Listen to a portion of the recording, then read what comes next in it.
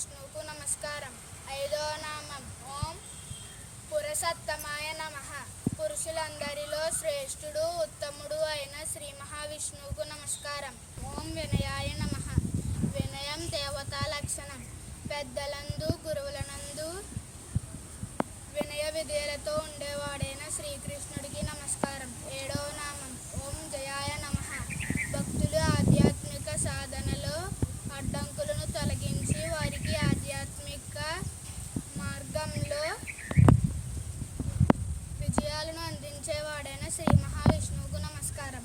ఎనిమిదవ నామం ఓం సత్యసాందాయ నమః. సత్యస్వరూపుడు వివిధ అవతారములందు సత్య మార్గంలో ఉన్నవాడైన శ్రీ మహావిష్ణువుకు నమస్కారం. తొమ్మిదవ నామం ఓం దాసారహాయ నమః.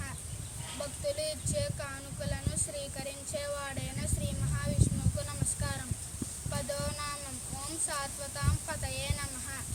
సత్వగుణ సంపన్నులందరికీ ప్రభు అయిన శ్రీ మహావిష్ణువుకు నమస్కారం.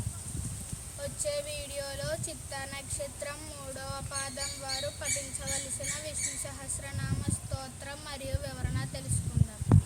లైక్ చేసి, సబ్స్క్రైబ్ చేసి, షేర్ చేసి, కామెంట్ చేయండి. ఓం శ్రీ దక్షిణామూర్తయే నమః.